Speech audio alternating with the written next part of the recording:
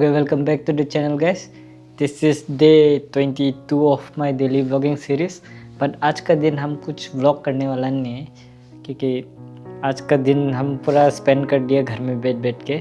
So I wanted to make this video regarding this book again, क्योंकि last video जब हम बनाए थे इस बुक के बारे में बहुत अच्छा रिस्पॉन्स मिला था. तो I want to share some more things about this book. So this video will be about part 2 of the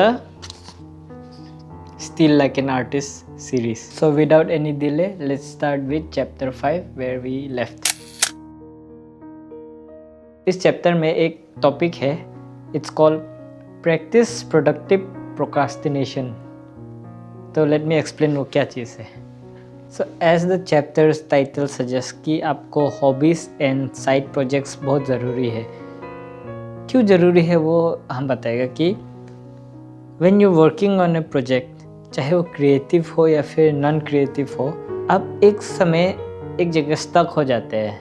आप उससे आगे नहीं बढ़ पाते हैं काम. आपका human brain is not made to do, मतलब कंटिन्यू एक ही चीज़ करते रहने के लिए नहीं है.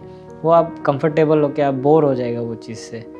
जब आपका पास कोई साइड प्रोजेक्ट्स होते हैं या फिर कोई हॉबी होते हैं, तो when you leave that work, और जब आप उसमें शिफ्ट होते हैं अपना हॉबीज़ में या फिर अपना साइड प्रोजेक्ट्स में. सपोज हम ये व्लॉग बना रहे हैं, लेकिन हम 30 डेज़ व्लॉग बना के हम भी बोर हो गए. इसलिए मेरा साइड प्रोजेक्ट्स होते हैं, हम क्ले आर्ट कर रहे हैं, हम पेंटिंग कर रहे हैं. तो जब हम ये व्लॉग्स बना के थक जाते हैं तो हम वो काम कर रहे होते हैं, कुछ फिज़िकल चीज़ कर रहे होते हैं जिससे हम मेरा दिमाग को और स्टिमुलेट करते हैं. तो those things really help me get my दिमाग क्लियर करने के लिए. और फिर when I go back to my work for editing and shooting, तो मेरा और भी अच्छा हो जाते हैं, क्लियर हो जाते हैं कॉन्सेप्ट्स, एंड समटाइम्स नया आइडियाज़ भी मिल जाते हैं बनाने के लिए, जैसे कि मेकिंग दिस वीडियो अगेन. सो वही है प्रोडक्टिव प्रोक्रास्टिनेशन, कि आप एक काम को अधूरा छोड़ के दूसरा काम को कर रहे हैं ताकि आप वापस जब उस काम में जाओ, अपना पहला काम में, then you will get a fresh air to breathe, और आप काम को वापस एंजॉय कर सको और एटलीस्ट उसको ख़त्म कर सको.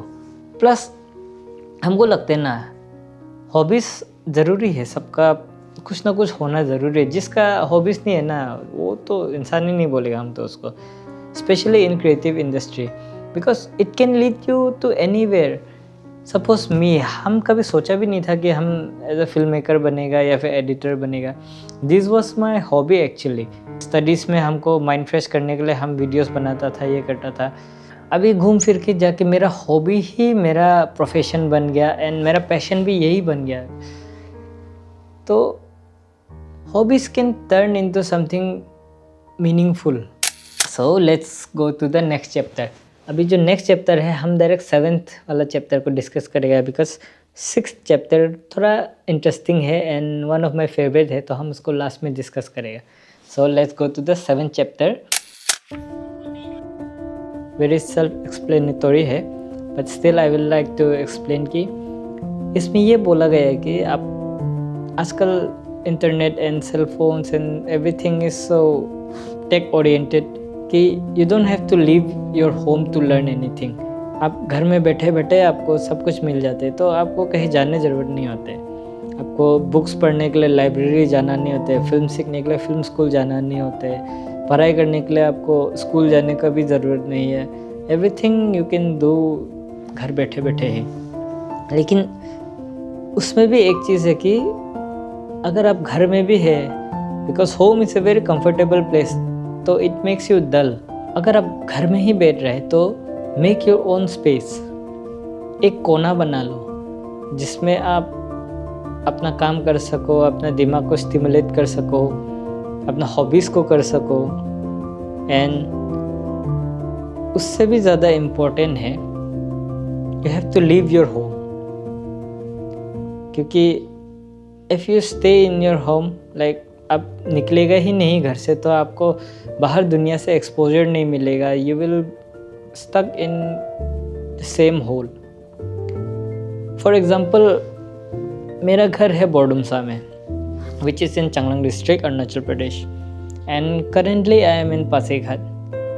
And why I moved to Pasighat is कुछ काम के लिए नहीं या फिर कुछ मेरा ऐसा रीज़न नहीं था हमको घर से निकलना. I was very comfortable at my home. लेकिन हम वहाँ बैठ के वीडियोस नहीं बना पाता था क्योंकि हमको वो क्रिएटिव वाला माइंडसेट हम पहुँच ही नहीं पाता था घर बैठ के. Everyone is there but still हम जब घर में भी रहता था when I go for work, मतलब जब भी हमको एडिट करना पड़ता था या फिर हम कैफ़े में बैठ के या फिर स्टूडियो में बैठ के ऐसा जगह जाके जहाँ कोई ना हो, शांति हो, कोई हमको डिस्टर्ब ना करे, बॉर्डर ना करे, ऐसा कोना ढूंढ के हम काम करता था.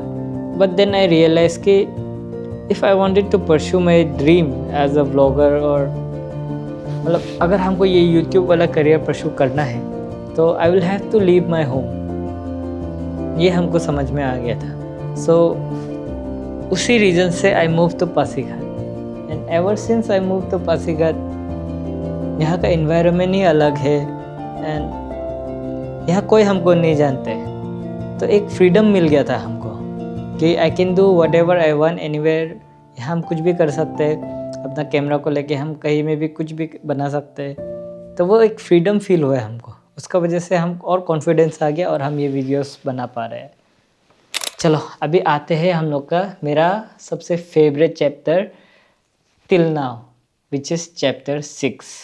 अभी तक आप लोग भी जो भी देख रहे हैं ना, आप लोग भी इसी मोटो को फॉलो करो and everything will be all right. And the name of the chapter is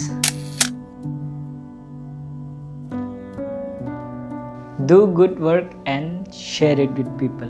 जैसे टाइटल तो वेरी सिंपल ना, अच्छा काम करो और दुनिया को दिखाओ.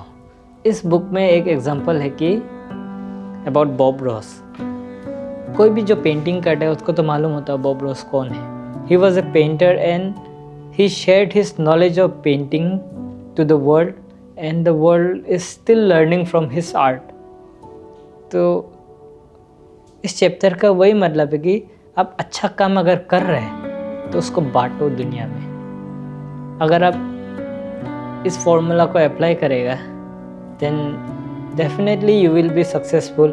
इवन इफ़ आप पॉपुलर नहीं हुआ है या फिर ऐसा कुछ नहीं हुआ है, लेकिन भी आपका मन में खुशी होगा कि आपने कुछ तो कंट्रीब्यूट किया दुनिया में. That's the thing and that's why ये चैप्टर मेरा अभी तक का सबसे फेवरेट चैप्टर है इस बुक में.